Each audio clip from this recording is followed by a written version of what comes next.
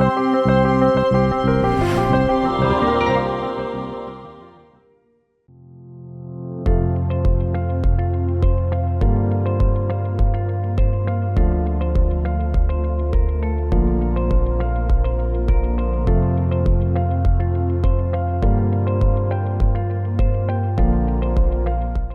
Friends, आज हम बात करेंगे कमर्शियल पोल्ट्री फार्मिंग की। मैं आपको इस पूरे कोर्स में बताऊंगा कि कैसे कमर्शियल पोल्ट्री फार्मिंग की जाए, अपने आप से स्टार्ट करें बिजनेस एंड प्रॉफिट कमाएं। सो आगे बढ़ते हुए पहले मैं थोड़ा सा अपने बारे में मैं फाउंडर हूँ आरबी ऑर्गेनिक फार्म्स का, न्यू दिल्ली में। आरबी ऑर्गेनिक फार्म हमारा फार्म है जो निजामुद्दीन में। इस पूरे कोर्स में हम 6 स्टेप्स फॉलो करेंगे। पहला है इंट्रोडक्शन ऑफ पोल्ट्री फार्मिंग, दूसरा है हाउसिंग इक्विपमेंट, कैसा उनका घर रहेगा, कैसे इक्विपमेंट यूज करने हैं। तीसरा है इंपॉर्टेंट है जो है मैनेजमेंट ऑफ चिकन, चिकन को कैसे मैनेज करना है, क्या क्या बायोसिक्योरिटी फॉलो करने हैं। फोर्थ है पोल्ट्री फीड एंड फीडिंग, क्या उनको फीड खिलाना है और कैसे फीड खिलाना है। आप चाहे नॉर्थ इंडिया में रहे या साउथ इंडिया में, ईस्ट में या वेस्ट में, जो भी चीज़ वहाँ पे अवेलेबल है इजीली और सस्ते दाम में, हम उसी से दाना बनाना आपको सिखाएंगे। फिर फिफ्थ में बात करूँगा इकोनॉमिक्स एंड मार्केटिंग, जैसे मैं भी बोल रहा था। और लास्ट में सिक्स्थ है गाइडलाइन। गाइडलाइन में हम बात करेंगे कि जब आप किसी और के फार्म पे जाएंगे तो क्या क्या आपको स्टेप्स फॉलो करना है, क्या क्या ऑब्जर्व करना है, उनकी गलतियां और उनके जो अच्छी चीज़ उन्होंने की हुई है, अच्छी चीज़ें हम अडॉप्ट करेंगे, उनकी गलतियां उनको बताएंगे ताकि वो फार्मर भी ग्रो करे और हम भी ग्रो करें, hand in hand, all in all पूरी इंडियन पोल्ट्री इंडस्ट्री ग्रो करे। सो दैट ये हमारा मोटिव और मकसद रहेगा। आगे बढ़ते हुए अब हम स्टार्ट करते हैं chapter 1, introduction to poultry farming. इसमें 4 पॉइंट्स है। पहला है ओवरव्यू ऑफ पोल्ट्री फार्मिंग, दूसरा है फार्मिंग सिस्टम, तीसरा है ब्रीड्स, वैरायटी एंड स्ट्रेन्स, चौथा है बॉडी सिस्टम एंड फंक्शन। सो अभी हम स्टार्ट करते हैं ओवरव्यू ऑफ पोल्ट्री फार्मिंग। सो पहले मैं बताता हूँ आपको पोल्ट्री फार्मिंग है क्या। Poultry farming is all about raising domestic birds like chicken, emu, geese, duck, turkey, guinea fowl and quail commercially for the purpose of selling meat and egg and creating wealth out of business. जैसे मैंने पहले बोला था, poultry farming कुछ नहीं है, एक simple चीज है जो डोमेस्टिक बर्ड्स है, जो कमर्शियल बर्ड्स है, उनको पालना। जैसे चिकन हो गया, इमू हो गया, गीस मतलब बत्तख हो गया, टर्की हो गया, गिनी फाउल और कोयल, इन सबको बड़ा करना कमर्शियली, मतलब थोड़े से बड़े लेवल पे, और इनको मीट और अंडों के लिए बेचना, जिससे आप उस हिसाब से इसमें फ्यूचर अपॉर्चुनिटी बहुत ज्यादा है। और सबसे अच्छी बेनिफिट, आप एम्प्लॉयमेंट भी क्रिएट करोगे, आप आसपास के लोगों को हायर भी करोगे, तो ओवरऑल बहुत बेनिफिट है।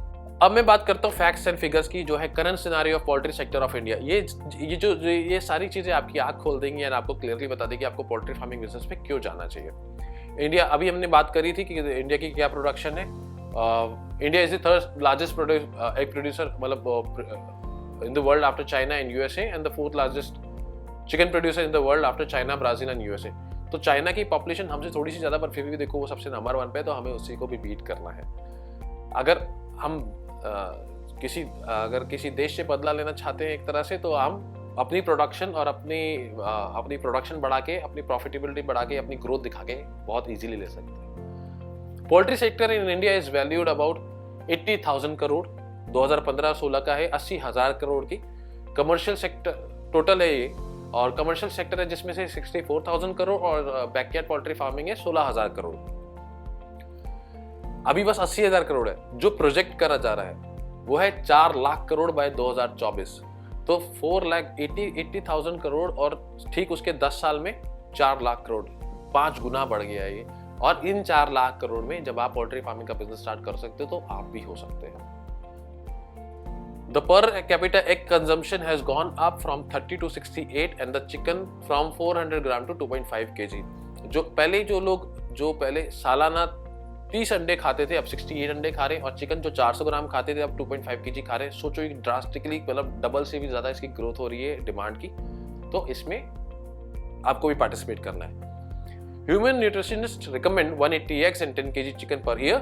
Most of the countries consume over 240 eggs and 20 kg of chicken। सोचो, जो न्यूट्रिशनिस्ट होते हैं, जो आपको डॉक्टर्स होते हैं, जो एडवाइस करते हैं आपको, क्योंकि प्रोटीन का अच्छा सोर्स है, विटामिन एंड मिनरल्स का अच्छा सोर्स है, तो वो रिकमेंड करते हैं आपको 180 अंडे और 10 kg चिकन हर साल खाना चाहिए। इंडिया में रिकमेंड कर रहे हैं। हालांकि अगर मैं दूसरी कंट्रीज की बात करूं, तो वहाँ पे ऑलरेडी खा रहे हैं 240 एग्स और 20 kg चिकन सालाना। सो इमेजिन हम लोग कितने पीछे, और हमें वहां तक पहुंचना है ताकि हम हेल्दी लाइफ जी सके। अब इसमें थोड़े बहुत चैलेंजेस हैं। चैलेंजेस क्या है? ये भी एक पॉजिटिव ही है, चैलेंजेस नहीं है, एक तरह से पॉजिटिविटी है। सबसे बड़ा चैलेंज है लो प्रोडक्टिविटी। इस चैलेंज को हम एलिमिनेट करेंगे, मतलब इस चैलेंज को हम हटाएंगे कैसे? प्रोडक्शन बढ़ा के। Lack of storage, cold chain and transport. Lack of storage, cold chain, तो इसको भी हम आगे सीखेंगे ये सब कैसे करना है। तो इसको भी इस कोर्स के जैसे आप सीखोगे तो ये सारी फैसिलिटी भी आप अरेंज करोगे ताकि ये प्रॉब्लम भी हम हटा दें। Supply of quality of feed. अगर आप सीख लोगे कि कैसा अच्छा क्वालिटी ऑफ फीड बनाना है तो खुद से ही पोल्ट्री फीड आप बनाने लगोगे तो आपका वो भी चैलेंज खत्म हो जाएगा। Quality standards for farm management. जैसे जैसे इस कोर्स में स्टेप्स मेंशन किए हुए हैं कि आपको इसमें बायो सिक्योरिटी और हाइजीन कैसे मेंटेन करना है, कैसा शेड बनाना है, अगर वो एक एक स्टेप फॉलो करोगे ध्यान से और बिल्कुल एक एक कैलकुलेशन के साथ, तो आपका क्वालिटी ऑफ स्टैंडर्ड, मतलब आपकी जो बर्ड होगी वो अच्छी प्रीमियम क्वालिटी की होगी, आपको बेचने में भी आसान होगी। और लास्ट है लैक ऑफ प्रोसेसिंग फैसिलिटी। अभी क्या होता है, थोड़ा सा ये चैलेंज है, थोड़े से हमारे जो प्रोसेसिंग यूनिट है इंडिया में भी बहुत कम है, पर हालांकि अभी भी धीरे धीरे गवर्नमेंट सपोर्ट कर रही है, जहाँ पे ऑटोमेटिकली इधर से चिकन गया, इधर से स्लॉटर होके ड्रेस होके बाहर आ गया, तो वो थोड़ी सी कमी है, बट वो धीरे धीरे वो गैप भी फिल हो, जैसे जैसे प्रोडक्शन बढ़ेगी वो गैप भी फिल होता चला जाएगा। तो प्रोडक्शन बढ़ने के साथ इन लोगों को भी मोटिवेशन मिलेगा कि ये यूनिट लगाएं एंड ये गैप फिल हो जाएगा। अब कुछ टेक्निकल टर्म्स एंड डेफिनेशंस की बात करेंगे जो आपको जानना जरूरी है इस कोर्स को स्टार्ट करने से पहले, क्योंकि ये सारे जो टर्म्स हैं हम आगे यूज करेंगे एंड ताकि आप आगे अटके ना तो इजी रहेगा।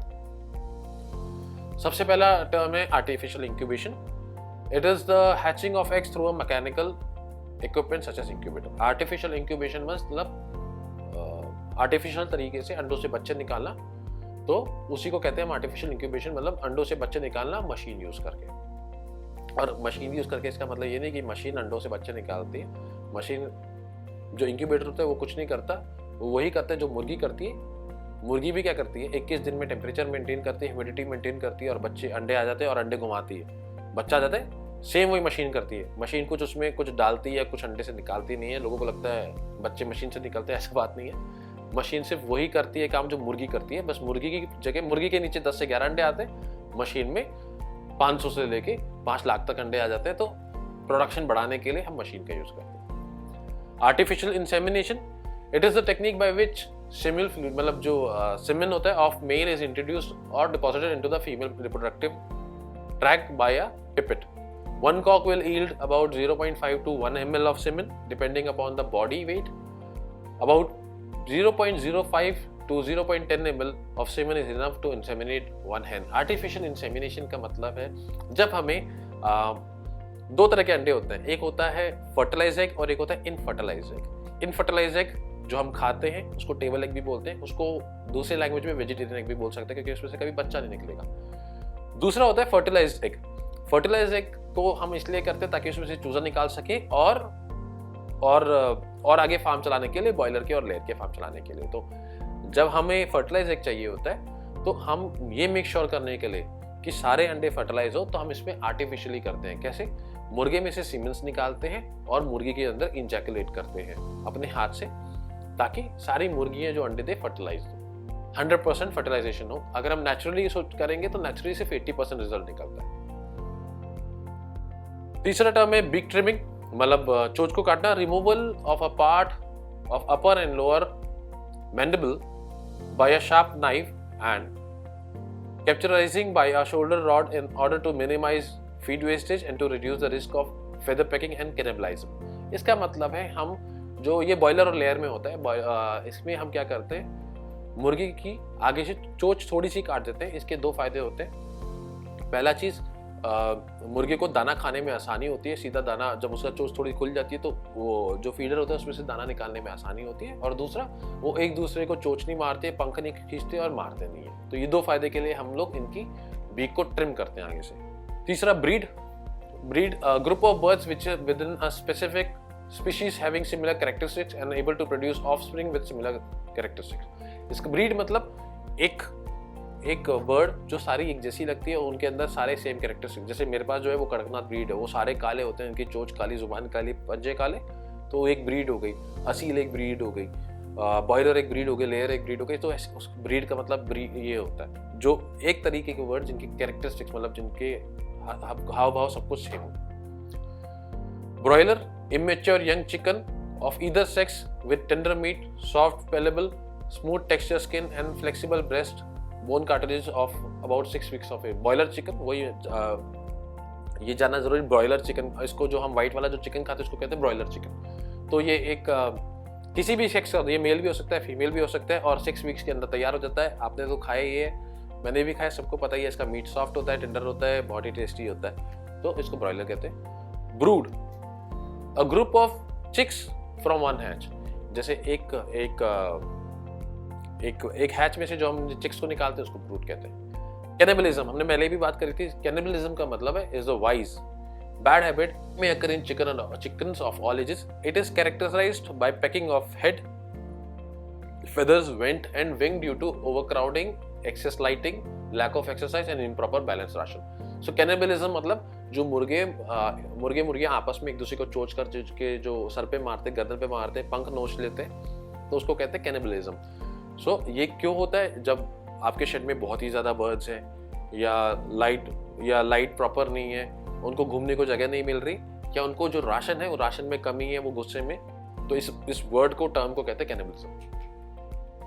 Kalinga, removal of unproductive or undesirable birds from the flock which when judged for their physical characteristics are found to be lack the quality for which they were reared, whether it may be for egg production, table purpose or for show, an important and continuous operation for profitable poultry farming.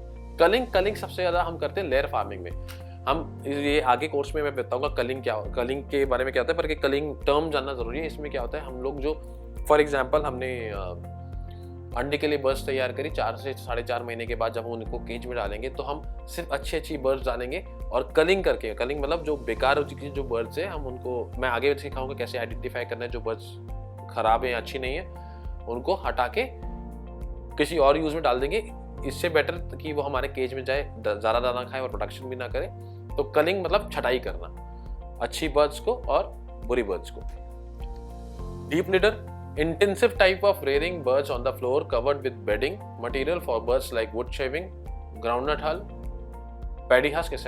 Deep litre जो हर कोई boiler farm में करते हैं, deep litre उसको कहते हैं जिसमें हम फ्लोर पे ये लकड़ी का बुरादा या चावल की फूसी या मूंगफली के छिलके या पैडी हस्क ये सब डाल के बर्ड्स को एक कुशन देते 2 इंच मोटा पालने के लिए। बॉयलर में ये डीप लिटर चलता है। Dubbing, process of removal of comb and wattle of large comb male to prevent frostbite and to enhance fertility. Dubbing मतलब जो मुर्गा होता है उसके ऊपर की कोम और जो नीचे वाला जो होता है वो बहुत बड़ा होता है, उनकी आंखों पे गिरता है और बहुत इनको संभालना मुश्किल होता है, तो इसको हम थोड़ा सा ट्रिम कर देते हैं ताकि इनको प्रॉब्लम ना हो, मतलब उसमें फंगस ना लगे, और दूसरा इनकी फर्टिलिटी बढ़ जाती है उससे। Leeward, a side shelter from the wind, leeward जो साइड में जब त्रिपाल डालते हैं उसको जो हवा अंदर आने से बचाता है। Moulting, the process of shedding old feathers and grown of new feathers and their place moulting normally occur once in a year. Moulting, ये किसी फार्मर को लेयर के में ये मोल्टिंग का शब्द नहीं पता होता क्या है, जब आपकी ये हम लेयर में करते हैं, जब 4.5-5 महीने की मुर्गी बच्चा तैयार होता है अंडे देने के लिए, उसके बाद वो 1 साल तक कंटिन्यूसली अंडे देता है। उसके बाद फार्मर क्या करता है, उस मुर्गी को बेच देता है क्योंकि वो अब अंडे नहीं दे रही मीट के लिए। बट हम क्या करेंगे, हम मोल्टिंग करेंगे। मोल्टिंग में क्या करना होता है, हम मोल्टिंग में उन बर्ड्स को धीरे धीरे दाना कम करेंगे हम और उनको फास्टिंग पिलाएंगे और 3 दिन के लिए दाना बिल्कुल बंद कर देंगे। जब दाना बंद करेंगे वो अपने सारे पंख और सब कुछ झाड़ देंगे, प्लस उनका वजन कम हो जाएगा। फिर हम धीरे धीरे दाना बढ़ाएंगे 3-4 दिन के लिए और 10 दिन तक उसको 4-5 से 10 दिन तक के लिए बढ़ाएंगे। फिर उनके नए पंख आएंगे, 15 से 20 दिन बाद वो फिर से अंडा देने लगेगी। तो जो मुर्गी 1 साल अंडा देती थी अब वो 1.5 साल अंडा देगी। तो इसको हम मोल्टिंग कहते हैं।